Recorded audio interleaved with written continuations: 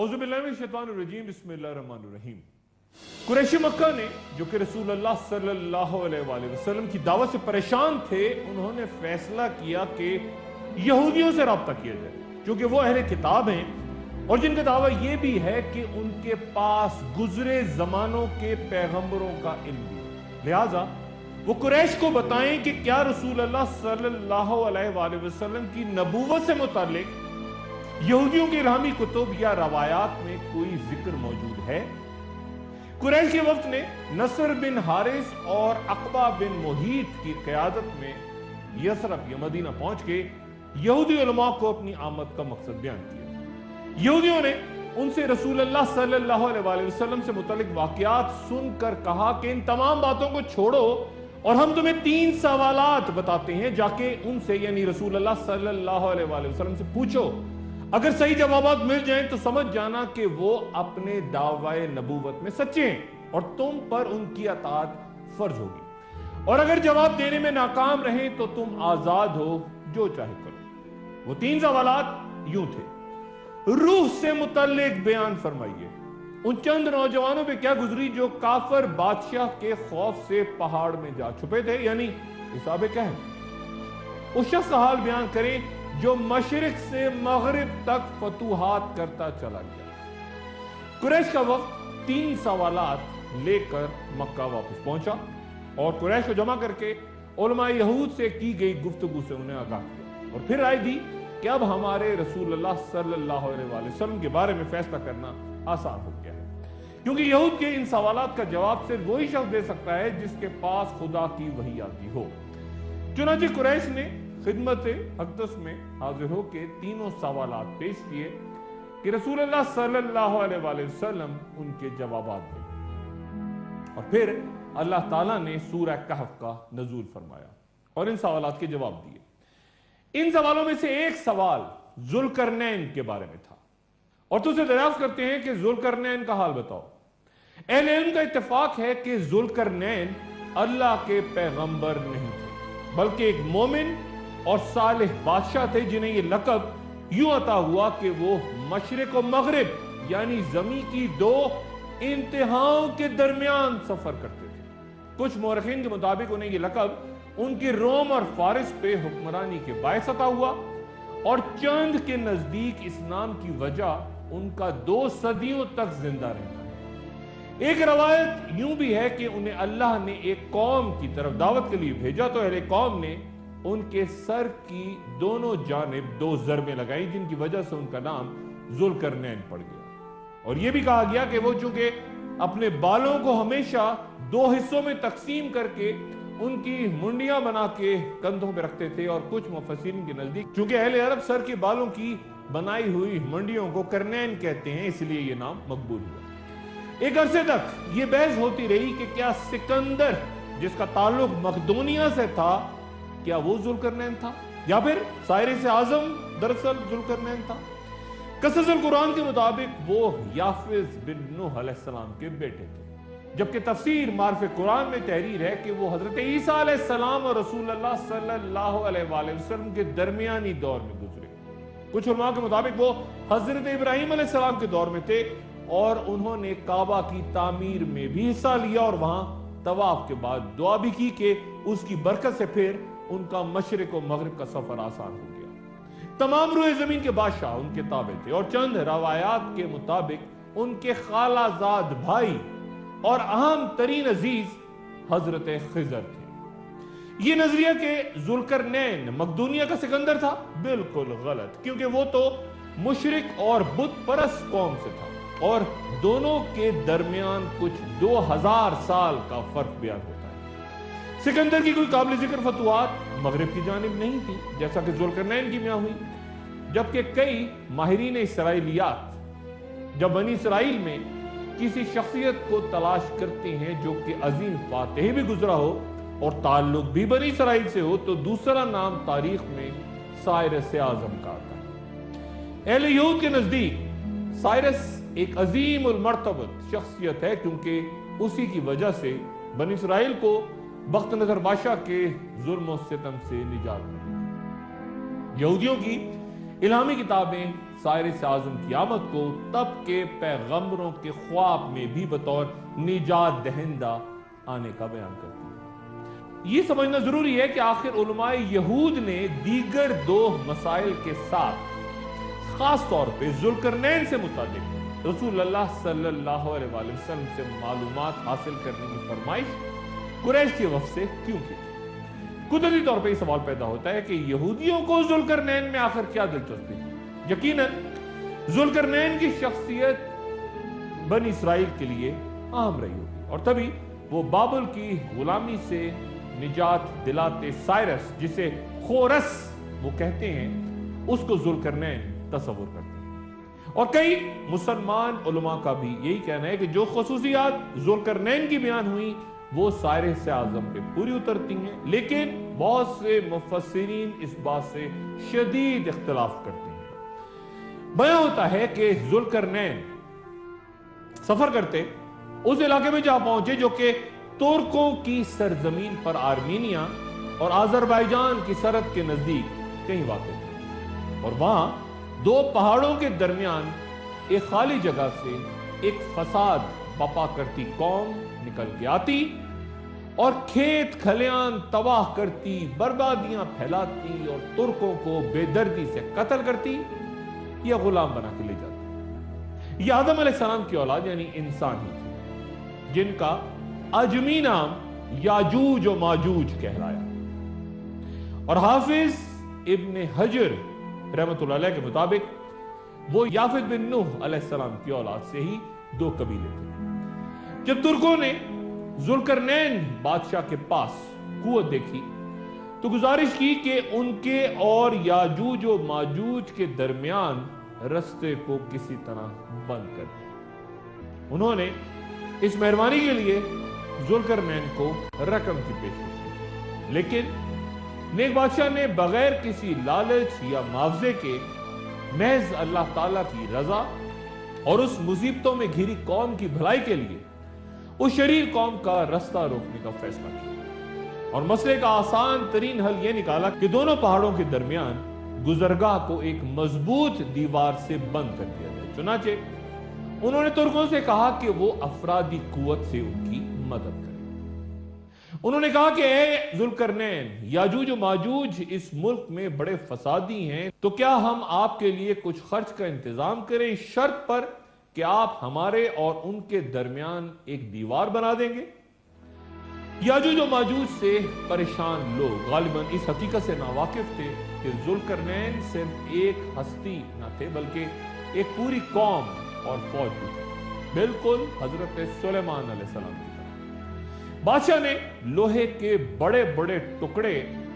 دونوں پہاڑوں کے درمیان کھڑے کر دیے اور ان لوگوں سے کہا کہ ان پہ الاؤ جلاؤ، اور جب لوہے کی چادریں شدید حرارت سے سرخ ہو گئیں تو ذوالقرنین بادشاہ نے کہا کہ مجھے پگھلا ہوا تانبا فراہم کرو کہ میں اسے ان چادروں پر ڈال دوں۔ اس طرح لوہے کے بڑے بڑے ٹکڑے مضبوطی سے آپس میں جڑ گئے اور ایک سخت ناقابل تسخیر پہاڑ جیسی دیوار سامنے بلند ہو گئی، جس پہ چڑھنا یاجوج و ماجوج کے لیے ناممکن تھا، اور اس کی مضبوطی کے باعث اسے توڑنا یا کھودنا تھا۔ اس طرح ذوالقرنین نے یاجوج و ماجوج کے رستے کو بند کر دیا۔ تب سے لے کے آج تک ہزاروں سال سے یہ قبیلے باقی دنیا سے جدا ہیں، ان کا کھانا پینا، معاشی اور معاشرتی نظام غالباً سب کچھ مختلف۔ وہ مسلسل دیوار گرا کر یا اس میں سوراخ کر کے باقی دنیا سے آ ملنے کی کوشش میں مصروف رہتے ہیں، اور جب ان کا تھوڑا سا حصہ رہ جاتا ہے اور سورج غروب ہونے لگتا ہے تو وہ دیوار میں کافی سوراخ کر چکے ہوتے ہیں، لیکن پھر ان کا امیر انہیں واپسی کا حکم دیتا ہے کہ واپس چلو، اب باقی کام کل کریں گے۔ لیکن اگلے روز جب وہ واپس آتے ہیں تو دیوار پچھلے روز سے زیادہ مضبوط ہو چکی ہوتی ہے۔ کچھ مسلمان مورخین اور جغرافیہ نویس اس دیوار کو کوکسس کے علاقے میں، جسے عربی میں الکوکاس کہا جاتا ہے، داغستان میں دربند اور داریال کے درمیان بیان کرتے ہیں۔ یہاں बुलंद बाला पहाड़ हैं और यहाँ शुमाल की वहशी कौमों की जनूब की तरफ यलगार रोकने के लिए एक दौर में 50 मील तवील और 290 फुट बुलंद दीवार भी तामीर हुई थी, जिसके कुछ आसार आज तक देखे जा सकते हैं। कुछ उलमा के नजदीक यहीं कहीं जुल्करनैन की तामीर करदा दीवार भी मौजूद है, जबकि कुछ उलमा दीवार चीन को भी जुल्करनैन की तामीर करदा दीवार करार देते हैं। जब याजूज और माजूज के खरूज का वक्त आ पहुंचेगा तो वो तमाम दिन दीवार में सुराख करेंगे और फिर हर रोज की तरह उनका अमीर उनसे कहेगा कि चलो बाकी काम कल मुकम्मल करेंगे इंशाअल्लाह। इससे पहले हजारों साल से दीवार तोड़ने की कोशिश करते याजूज और माजूज ने कभी इंशाअल्लाह के अल्फाज इस्तेमाल नहीं किए। वो ये अल्फाज गालिबन फरामोश कर चुके। लेकिन इन मुबारक अल्फाज की अदायगी के बाद जब अगले रोज याजूज और माजूज वापस आएंगे तो दीवार में मौजूद सुराख हर रोज के बरखिलाफ, जबकि वो खुद ब खुद बंद हो जाता है, अपनी जगह मौजूद होगा, उसी तरह जहां और जिस जगह वो एक रोज पहले छोड़ के गए थे। इंतहाई पुरजोश याजूज और माजूज तेजी से उस दीवार को उसी सुराख की जगह से दोबारा तोड़ने की कोशिश करेंगे और सूरज गरूब होने से पहले हजारों साल से तामीर वो मजबूत दीवार जिसे जुल्करनैन ने तामीर किया था, ये शरीर कौम उससे आगे ना बढ़ सकी थी, वो दीवार जमी बोस हो गई और याजूज और माजूज का खरूज होगा।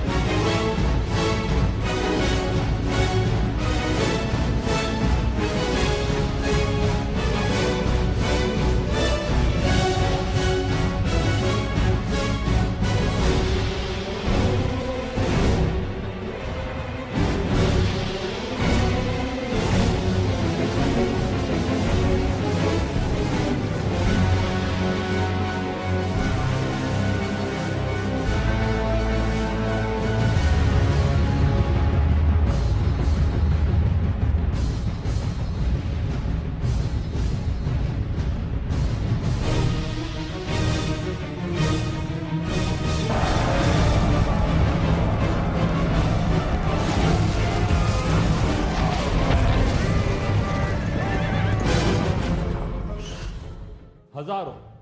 लाखों करोड़ों की तादाद में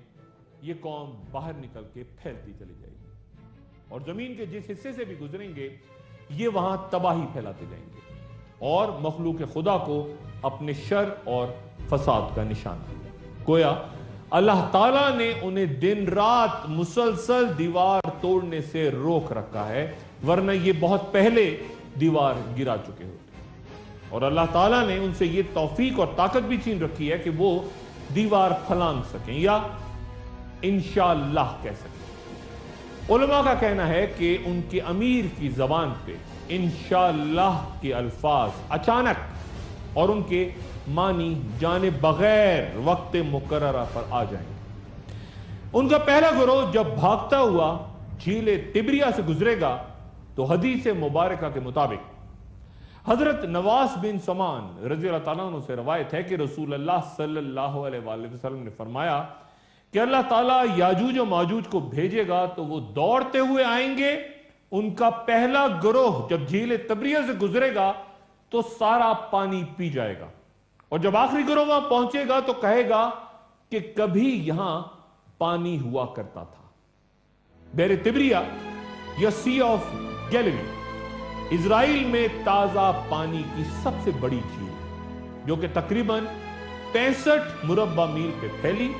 और 141 फुट तक गहरी। इसका ज्यादातर पानी दरियाए उर्दन से आता है और झील का जिक्र तौरात और इंजील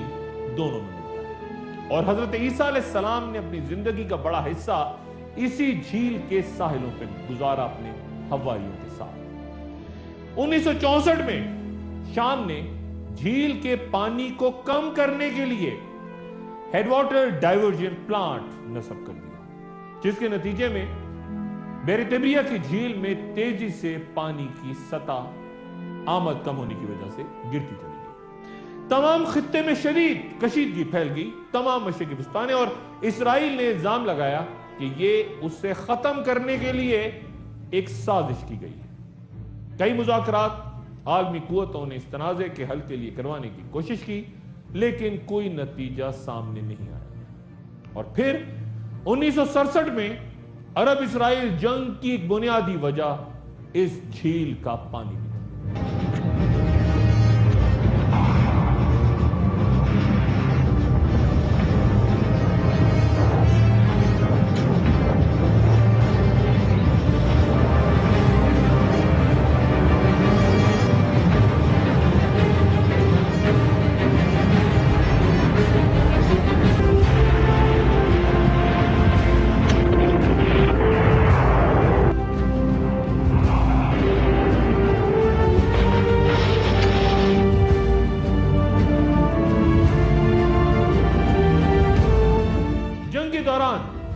इजराइल ने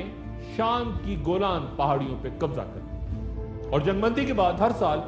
इजराइल उर्दन अमन मुआहिदे के तहत बहुत सा पानी झील में छोड़ा जाता है और हर रोज इजरायली हुकूमत पानी की सतह यानी यह बताने के लिए कि झील में पानी कितना है इस वक्त अपनी वेबसाइट पे आदाद शुमार जारी करती है, लेकिन सरकारी आदाद शुमार से कतई नजर रफ्ता रफ्ता इस झील की सतह यानी इसमें पानी कम होता जा रहा है, सतह गिर रही है। इस इलाके से गुजर के याजूज और माजूज जबले हमर तक पहुंचेंगे, जो कि दरअसल बैतुल मक़दस है। कत्ल गारत करते, फितना फैलाते याजूज और माजूज के मर्द, औरतें और बच्चे फिर ऐलान करेंगे कि जिस तरह जमीन पर हमारा कब्जा हो चुका, इस तरह अब हम आसमानों पर भी कब्जा करेंगे। इस दौरान कुफर इस हद तक बढ़ जाएगा कि वो आसमानों की जानिब तीर चलाना शुरू कर देंगे, जो कि खून से रंगीन होकर वापस जमीन पर गिरेंगे। और तब हजरत ईसा अलैहिस्सलाम तक ये खबर पहुंचेगी कि वो कौम निकल चुकी जिससे लड़ने की ताकत किसी के पास नहीं। इसलिए आप या तो अपने साथियों के साथ कोहितूर की तरफ निकल जाएं या फिर किला बंद हो जाएं और फिर याजूज और माजूज की हर तरफ से यलगार के सामने साथियों के हमरा शदीद भूख और मुश्किलात के शिकार हजरत ईसा अलैहिस्सलाम चारों तरफ से घिर जाएंगे और किसी भी सूरत याजूज और माजूज को शिकस्त देने के काबिल न। एक वक्फा और वक्फे के बाद दोबारा हाजिर होते हैं। खुशामदीद। हजरत नूह अलैहिस्सलाम के 3 बेटे थे, साम जिनसे अरब और यहूदी नस्ल चली, हाम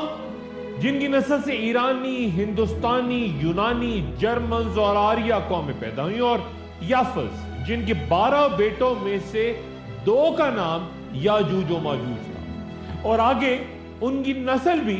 याजूज और माजूज ही कहलाई। 2 अलग अलग कबीले लेकिन साथ साथ ही रहा करते थे। याजूज और माजूज की आखिर ज़मा में खरूज की अहमियत का अंदाजा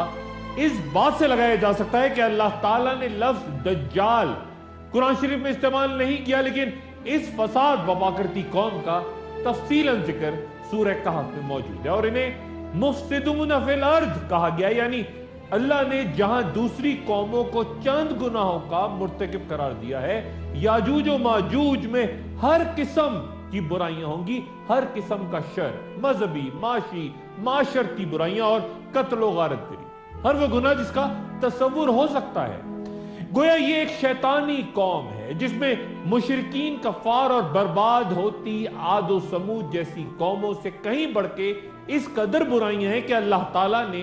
आखिर ज़मा तक इनको बाकी दुनिया से अलग रखने का फैसला किया। उनको कैद करने वाले जुल्करनैन के नाम के एक मानी ये भी लिए जाते हैं कि ये कौम क्योंकि 2 जमानों में जाहिर होगी, 2 बार। एक वो जमाना जब जुल्करनैन का पुरअमन दौर था اور دوسرا وہ جب وہ ایسی قوت ہوں گے جن سے کوئی بھی نہ لڑ پائے گا۔ یہ بھی واضح ہے کہ پہلے بھی ظلم کرنے ان سے یہ قوم زیادہ طاقتور تھی، اس لیے وہ ان سے لڑے نہیں تھے، صرف ان کا رستہ روکنے کے لیے ایک دیوار بنائی تھی، اور جب ان کا خروج ہوگا تو وہ اس قدر طاقت پکڑ جائیں گے کہ دنیا میں ہر 1000 میں سے 999 افراد یاجوج و ماجوج کے ساتھ شامل ہوں گے۔ کوکسس کے وہ پہاڑ جہاں یاجوج و ماجوج کو قید کرنے کا بیان ہوا، سینکڑوں سال سے لوگ سفر اور تحقیقات کے لیے وہاں اور دیگر مقامات پہ متعدد نظریات کے ساتھ سامنے آ چکے ہیں، جن میں سے ایک نظریہ یہ بھی ہے کہ ان علاقوں میں ایک خضر سلطنت قائم تھی جہاں کئی قبائل نے یہودیت اختیار کر لی تھی اور یہ یورپ جاتے مسلمان قافلوں کا رستہ روکتے تھے۔ کیون ایلن بروک کی کتاب The Jews of خزریہ میں اس سلطنت کا تفصیلاً ذکر ہے، اور یہ بھی بیان ہوا ہے کہ کس طرح وہ مسلمان فوجیں جو بازنطینی اور اہل فارس کو شکست فاش دینے میں کامیاب ہو جاتی، وہ ان اہل خزر کے سامنے ناکام ہوتی۔ بڑی تعداد سے اس علاقے سے پہلے یہودی روس اور یورپ اور پھر اسرائیل کو ہجرت کر گئے، اور کئی علماء کے نزدیک یاجوج و ماجوج بھی سلطنت خزر کے علاقے میں قید ہو گئے تھے، اور وہاں مقیم مختلف مذاہب کے لوگوں کا باہمی اتحاد جو آج مسلمانوں کے خلاف دنیا بھر میں ہمیں نظر آتا ہے، اس نے وہیں جنم لیا۔ ایک تشریح یاجوج و ماجوج کی جانب سے اہل زمین پہ غلبہ پانے کے بعد آسمانوں کی طرف تیر برسانے کی یہ بیان ہوتی ہے کہ یاجوج و ماجوج چونکہ آپس میں بھی لڑتے ہوں گے، اس لیے وہ اس مرحلے پہ جدید خلائی جنگ یا اسٹار وارز میں بھی الجھیں گے۔ جدید روس خزر کے باشندوں کی نسلوں کی کثرت رکھتا ہے، جبکہ ہجرت کرتے خزر یورپ، اسرائیل اور امریکہ میں عیسائیت یا یہودیت اختیار کر چکے ہیں، تو یہ بھی امکان ہو سکتا ہے کہ آخر الزماں میں روس یا رشیا کی علامت یاجوج اور مغربی اتحاد کی علامت ماجوج ہیں، جن کے درمیان بھیانک جنگ سے دنیا کی بڑی آبادی ختم ہو سکتی ہے۔ چند علماء کے نزدیک یاجوج و ماجوج مستقبل میں نہیں بلکہ خاموشی سے عرصہ دراز پہلے ہی آزاد ہو چکے ہیں، کیونکہ کہیں کوئی طویل آہنی دیوار دنیا میں نظر نہیں آتی، بلکہ وہ دنیا کے فکری اور ذہنی انتشار اور نفرتوں کا استعارہ ہے۔ ایک نئے ورلڈ آرڈر کی صورت میں جہاں مختلف قومیں ایک دوسرے کے مد مقابل سفارہ ہو رہی ہیں۔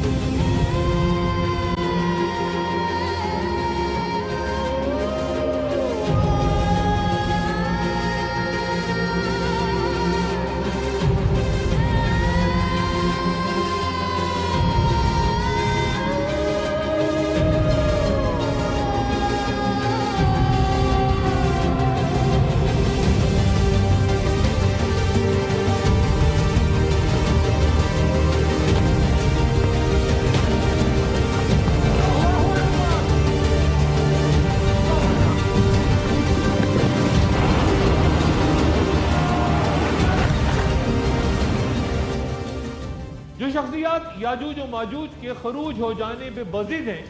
وہ یہ بھی کہتے ہیں کہ وہ رسول اللہ صلی اللہ علیہ وآلہ وسلم کی حیات مبارکہ میں ہی دیوار توڑ کے نکل آئے تھے، اور متعدد احادیث کو دلائل کے ساتھ پیش کیا جاتا ہے۔ ام المومنین حضرت زینب رضی اللہ تعالی عنہا فرماتی ہے کہ رسول اللہ صلی اللہ علیہ وآلہ وسلم نے فرمایا کہ عربوں کے لیے تباہی ہے اس شر سے جو کہ بہت قریب آ چکا ہے۔ آج یاجوج و ماجوج کی دیوار میں اتنا سوراخ کھول دیا گیا ہے، اور پھر آپ صلی اللہ علیہ وآلہ وسلم نے انگوٹھے اور ساتھ ملی ہوئی انگلی کا حلقہ بنا کے دکھایا۔ حضرت زینب رضی اللہ تعالیٰ عنہ فرماتی ہیں کہ یا رسول اللہ، کیا ہم اس وقت ہلاک ہو جائیں گے، حالانکہ ہم میں بہت سے نیک لوگ موجود ہوں گے، تو آپ صلی اللہ علیہ وآلہ وسلم نے فرمایا کہ ہاں تب خباثت بہت زیادہ ہو جائے گی۔ گویا غالباً اسی روز یاجوج و ماجوج کا رستہ کھل گیا تھا۔ اور پھر ایک اور حدیث حضرت ابو ہریرہ رضی اللہ تعالیٰ عنہ سے یوں روایت ہے کہ رسول اللہ صلی اللہ علیہ وآلہ وسلم نے فرمایا کہ یاجوج و ماجوج کے لیے دیوار میں سوراخ کر دیا گیا، اور پھر حضرت ابو ہریرہ رضی اللہ تعالیٰ عنہ نے اپنے ہاتھ کی انگلیوں سے 9 کی گرہ بنا کے دکھائی۔ یاجوج و ماجوج کی رہائی کی ایک اور علامت پوری دنیا اور خصوصاً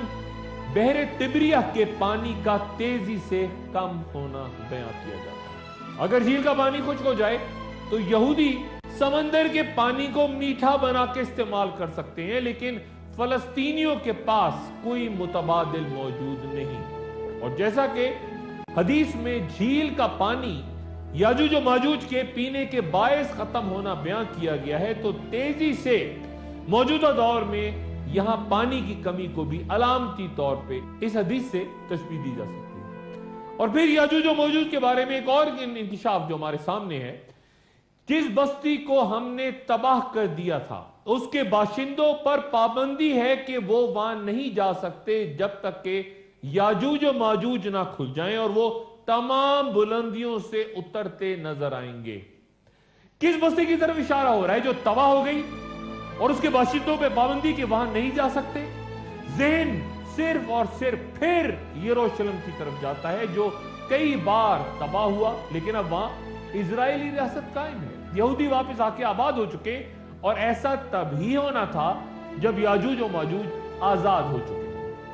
جو لوگ دیوار چین کو ذوالقرنین کی تعمیر کردہ دیوار قرار دیتے ہیں غلطی پہ ہیں، کیونکہ ذوالقرنین نے یہ دیوار یاجوج و ماجوج کو روکنے کے لیے بنائی تھی، جبکہ تاریخ انسانی کا نادر نمونہ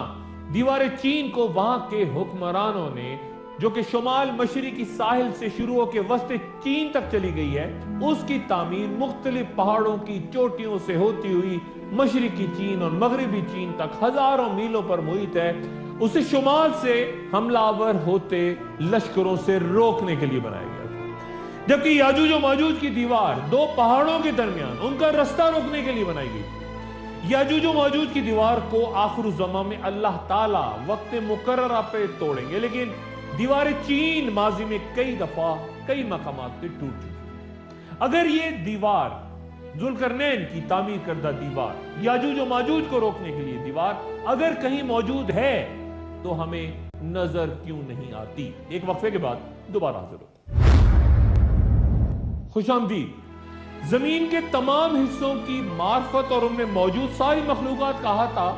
محض اللہ تعالیٰ ہی کے اختیار میں ہے، جس نے اپنے علم سے ہر چیز کی لاج رکھی۔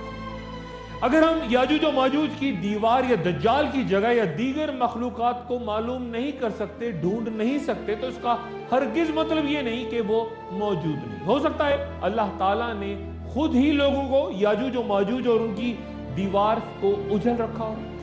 یہ بھی ممکن ہے کہ اللہ تعالیٰ نے ان کے اور لوگوں کے درمیان بعض ایسی اشیاء حائل کر دی ہوں جو انہیں دیکھنے میں روکتی ہیں، جیسا کہ بنی اسرائیل کے ساتھ ہوا جب اللہ تعالیٰ نے انہیں میدان تیہ میں بھٹکنے کے لیے چھوڑ دیا تو وہ زمین کے ایک چھوٹے سے حصے میں 40 سال تک بھٹکتے رہے اور لوگوں کو ان کے بارے میں علم ہی نہ ہو سکا، حتیٰ کہ وہ مدت ہی ختم ہو گئی۔ اس وحشتناک صحرا میں سارا دن ساری رات وہ ایک ہی جگہ گھومتے رہتے، لیکن کوئی فاصلہ کوئی مسافت طے نہیں کرتا۔ بالکل ایسا ہی کچھ معاملہ برمودا ٹرائنگل کا بھی ہے، جس کا ذکر آگے گفتگو میں آئے گا۔ حضرت ابو ہریرہ رضی اللہ تعالیٰ عنہ سے روایت ہے کہ رسول اللہ صلی اللہ علیہ وآلہ وسلم نے فرمایا کہ لوگوں پر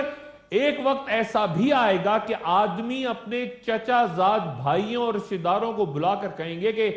جس جگہ آسانی اور سہولت ہو اس جگہ کوچ کر چلو، اور مدینہ ان کے لیے بہتر ہے، کاش وہ لوگ جان لیں۔ قسم ہے اس ذات کی جس کے قبضے میں میری جان ہے کہ اللہ اس کی جگہ وہاں اسے آباد فرمائیں گے جو اس سے بہتر ہوگا۔ آگاہ رہو کہ مدینہ ایک بھٹی کی طرح ہے جو خبیث چیز یعنی میل کچیل کو باہر نکال دیتا ہے، اور قیامت قائم نہیں ہوگی یہاں تک کہ مدینہ اپنے میں سے برے لوگوں کو باہر نکال پھینکے گا، جس طرح لوہار کی بھٹی لوہے کی میل کچیل کو نکال باہر پھینکتی ہے۔ گویا آخر زمان کی ایک بڑی نشانی یہ بھی ہے کہ لوگ مدینہ منورہ سے کوچ کرنا شروع کر دیں گے۔ مدینہ منورہ سرزمین حجاز کا مشرقی شہر ہے، بحر احمر کے ساحلوں سے 250 کلومیٹر دور۔ اس کا نام یثرب اور اس نام سے قرآن شریف میں بھی اسے پکارا گیا، اور یہ مسلمانوں کے لیے مقدس ترین مقام ہے مکہ معظمہ کے بعد، جو کہ 600 سال قبل مسیح سے آباد ہے، اور یہودیوں کے رومنوں سے شکست کے بعد یہاں کئی یہودی قبائل یروشلم سے آ کے آباد ہو گئے تھے۔ گمشدہ قبائل کے تذکرے میں یہ بات کہہ چکا ہوں۔ رومن شہنشاہ نیرو نے یہاں بھی یہودیوں کو قتل کرنے کے لیے اپنی فوجیں بھیجی تھی، لیکن کچھ یہودی بچ کے چھپ کے یہاں بسنے میں کامیاب ہو گئے تھے۔ جب رسول اللہ صلی اللہ علیہ وسلم مدینہ تشریف لائے تو شہر اتنا بڑا تھا جتنا آج مسجد نبوی۔ حضرت ابو ہریرہ رضی اللہ عنہ بیان فرماتے ہیں کہ رسول اللہ صلی اللہ علیہ وسلم نے فرمایا، تم لوگ مدینہ کو اچھے حال میں چھوڑ دو گے، پھر وہاں وحشی جانور یعنی درندے اور چرندے ہی چھا جائیں گے۔ یعنی آخر زمان میں لوگ تب مدینہ چھوڑ کر چلے جائیں گے جب وہاں پر رہائش کے مکمل امکانات موجود ہوں گے، یہاں کے پھل اچھے ہوں گے، زندگی بہت اچھی گزر رہی ہوگی کہ اچانک کوئی ایسا فتنہ اور سختی پیش آئے گی کہ لوگ مدینہ چھوڑ کے چلے جائیں گے۔ آہستہ آہستہ نقل مکانی کے باعث ایسا وقت آ جائے گا جب مدینہ خالی رہ جائے گا، ویران، کوئی ایک شخص بھی وہاں نہیں رہے گا، مساجد اور گھر کہیں کوئی انسان نہیں ملے گا، درندے اور حیوانات پھر رہے ہوں گے لیکن انہیں روکنے اور بھگانے والا کوئی نہیں رہے گا۔ آخر زمان کی ایک اہم علامت مدینہ منورہ کی مکمل ویرانی ہے، مکمل ویرانی۔ اگلی نشست میں ملاقات ہوگی۔ اپنا دوستوں، رشتہ داروں، گرد و نواح کے لوگوں کا سب خیال رکھیے گا۔ اللہ حافظ۔